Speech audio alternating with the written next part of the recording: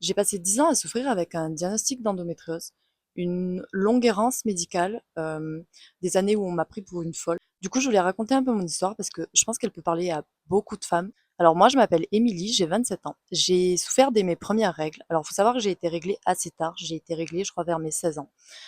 J'ai toujours eu des règles très irrégulières, mais j'ai souffert dès mes premières règles. Alors, faut savoir que quand j'étais plus jeune, j'ai vécu des traumas dans mon enfance et dans mon adolescence. C'est important que je le dise parce que ça fait partie de mon histoire et ça va beaucoup compter. Donc, du coup, mes premières douleurs, j'y ai pas trop fait gaffe. J'avais énormément de douleurs aussi pendant les rapports sexuels, mais en fait, comme j'avais vécu des choses, c'était dans ma tête. Bref, j'ai laissé le temps passer, j'ai fini par aller voir une gynécologue, le premier rendez-vous. Et ce premier rendez-vous, du coup, bah, je lui ai expliqué, voilà, que j'avais de grosses douleurs, bah, au niveau de mes règles, que j'en avais quasiment tout le mois, mais que c'était encore pire pendant mes règles, que j'avais de gros problèmes au niveau des rapports sexuels. Et puis bah, je lui ai raconté un peu mes traumas, et elle m'a dit que j'étais pas au bon endroit et que valait mieux que j'aille voir une psychologue. Donc du coup, bah, j'ai été voir une psychologue. J'ai même tout essayé, psychologue, sophrologue, sexologue, j'ai tout fait. Je peux vous dire même que mes traumas, j'en suis soignée, je peux en parler, mais sereinement. Donc du coup, les années ont encore passé, les douleurs se sont amplifiées. J'ai décidé de reprendre rendez-vous chez une autre gynécologue et là donc du coup, elle a un peu pris un peu plus mes douleurs au sérieux. Elle a décidé de me faire une IRM pelvienne et donc résultat de l'IRM, on me trouve une endométriose superficielle. Donc du coup, bah, les années passent encore, on me propose la pilule, j'ai pas envie de la prendre au début, je suis catégorique, je veux pas la prendre. Les années passent, alors je vais dire que les années à chaque fois parce que bah il s'est passé 10 ans, donc à chaque fois bah je laissais couler, on va dire. Donc du coup, bah, je finis par vraiment en avoir marre de mes douleurs et je décide donc de prendre la pilule. Je prends la pilule pendant environ 2 ans et franchement, la pilule, elle me détruit. Elle me rend dépressive, donc je finis sous antidépresseur. J'ai pas vraiment d'amélioration au niveau de mes douleurs, donc j'en ai marre. J'en ai marre de la pilule.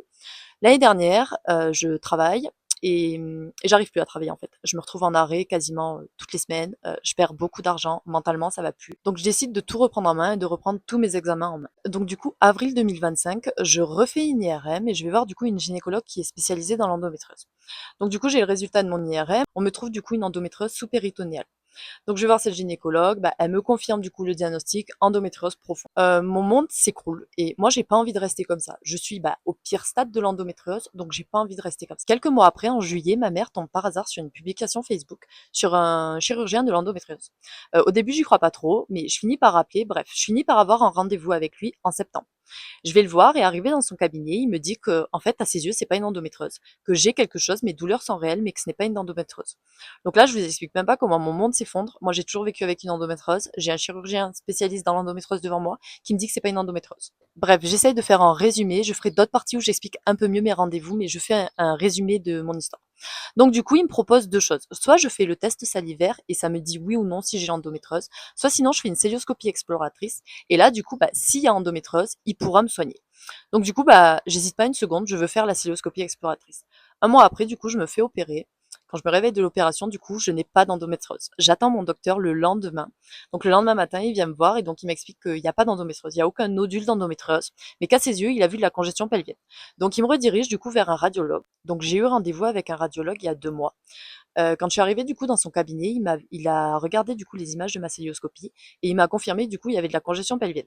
Il m'a ensuite fait du coup une écho de pleurs et là il m'a dit que du coup j'avais le syndrome de Coquette et le syndrome de Nutcracker. Le syndrome de Coquette, c'est ta veine iliaque gauche qui est comprimée et le syndrome de Nutcracker, c'est ta veine rénale qui est comprimée. Donc du coup, il décide du coup de m'opérer. Donc je me fais opérer, il y a maintenant ça fait 15 jours que je me suis fait opérer. Il m'a du coup fait une embolisation des varices pelviennes. Donc en fait, à cause du syndrome de Coquette et du nutcracker, mon sang il était bloqué, il passait plus et il remontait pas comme il fallait au cœur. Du coup, ça a abîmé des veines que j'avais au niveau du bassin et ça m'a fait du coup des congestions pelviennes. Donc il m'a mis 2 cols dans les congestions pelviennes, donc il a rebouché les veines qui étaient complètement abîmées et ensuite il m'a mis un stent dans le syndrome de Coquette, donc dans ma veine iliaque gauche.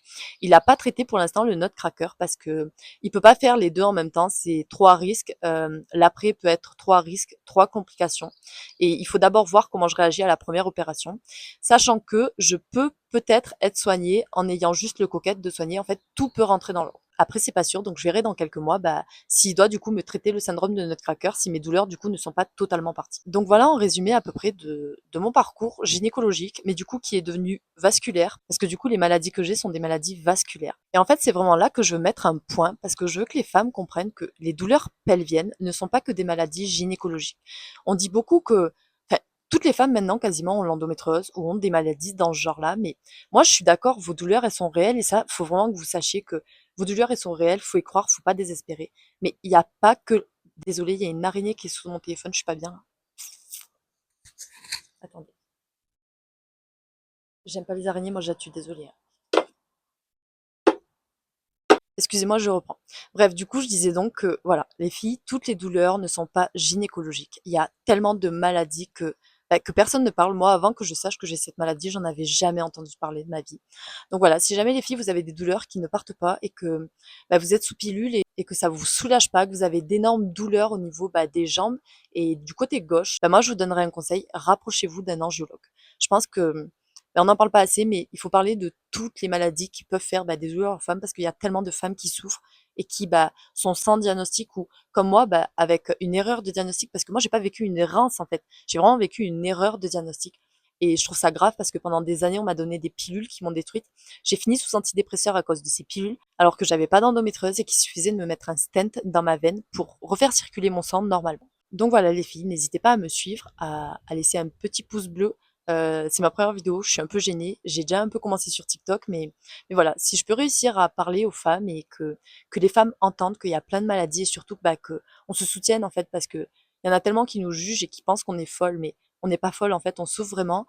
Et ça, je veux que tout le monde le comprenne. Donc voilà, je vous fais de gros bisous et à bientôt pour une prochaine vidéo.